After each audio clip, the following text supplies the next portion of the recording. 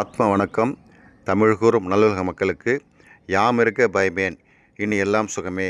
பூசணிக்காய் இது வெண்மையான பவுடரை இது பூசிக்கிறதுனால இதுக்கு பேர் இந்த வந்தது. அப்புறம் பார்த்திங்கன்னா 12 வகையான தாது உப்புகளை உள்ளடக்கிய ஒரு அற்புதமான காய் இந்த பூசணிக்காய். Sodium sulphate, sodium phosphate, sodium chloride, potassium phosphate, potassium chloride, potassium sulphate, iron, silicon அப்படின்னு சொல்லக்கூடிய 12 தாது உப்புக்கள் இதில் இருக்குது. 12 வகையான தாது உப்புகளை பற்றி படிக்கிற படிப்பு தான் ஹோமியோபதி மருத்துவ முறை. உடம்புல எந்த தாது உப்பு குறைஞ்சதோ அதுக்கு தீர்வாக ஒரு இனிப்பு உருண்டை கொடுப்பாங்க. அதை சாப்பிடும்போது அந்த பிரச்சனை சரியாகும். அதேமாதிரி 12 வகையான தாது உப்புகளை உள்ளடக்கிய இந்த காயை சாப்பிடும்போது உடம்புல எந்த தாது உப்பு குறைஞ்சி எந்த உறுப்பு வீக்காக இருக்குதோ அந்த உறுப்பை பாதுகாக்கக்கூடிய காயாக அது செயல்படுது. ஜீரண மண்டலத்தை பாதுகாக்கக்கூடிய ஒரு அற்புதமான காய் இந்த பூசணிக்காய். வாயிலிருந்து ஆசனவாய் வரைக்கும் இன்புட் அவுட்புட்னு சொல்லக்கூடிய வாயில் சாப்பிட்டு அது வழியாக உணவு குழாய் வழியாக உள்ளே போய் ஜீரணமாகி தன்வயமாகி பாக்கி இருக்க சக்கைகள் சிறுகுடல் பெருகுடல் வழியாக வெளியேறணும். அந்த ப்ராசஸை ஒழுங்காக செய்யக்கூடிய ஒரு காய் இந்த பூசணிக்காய்.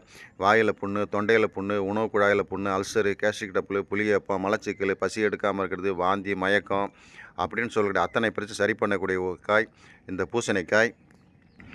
திஷ்டிக்காயின்னு சொல்லுவாங்க. வீடு கிரகப்புறத்தை சுற்றி போட்டு உடைக்கிறது, கடையில் புதுசாக திறந்தாங்கன்னா சுற்றி போட்டு உடைக்கிறது, புதுசாக கார் வாங்கினா சுற்றி போட்டு உடைக்கிறது, கோயில் கும்பாபிஷேகத்தில் சுற்றி போட்டு உடைக்கிறது, திஷ்டிக்கு அடிக்கிறதுக்கு வீட்டு முனைகளை இதை கட் பண்ணி சகப்பு தாடி வச்சுருப்பாங்க. இந்த திஷ்டிக்காயாக செயல்படக்கூடிய இந்த பூசணிக்காய் நம்ம உடம்புக்குள்ளே போகும்போது உடம்பில் இருக்கக்கூடிய அத்தனை திஷ்டிகளையும் வெளியேற்றக்கூடிய அற்புதமான காய் இந்த பூசணிக்காய்.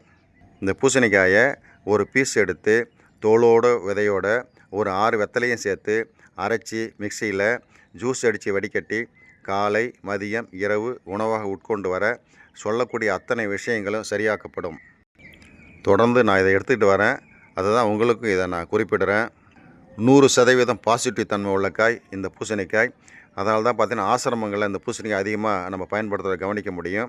அதேமாதிரி தானத்தில் பார்த்திங்கன்னா எங்கள் அப்பா அம்மாவுக்கு நான் இதை கொடுக்காததுனால தான் அவங்க நோய்வாய்ப்பட்டு இறந்துட்டாங்க.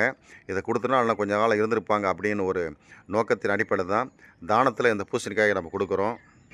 இந்த பூசணி வெண்மையான பவுட்ரு தான் நம்ம உடம்பை அழகாக்கும். தொடர்ந்து பயன்படுத்துவோம். விவசாயம் காப்போம், மண்வளம் காப்போம், நம் உடம்பையும் பாதுகாக்கும். அன்புடன், அதிக அன்புடன், ஆர். ஜெய்சங்கர், நெல்லிக்குப்பம்.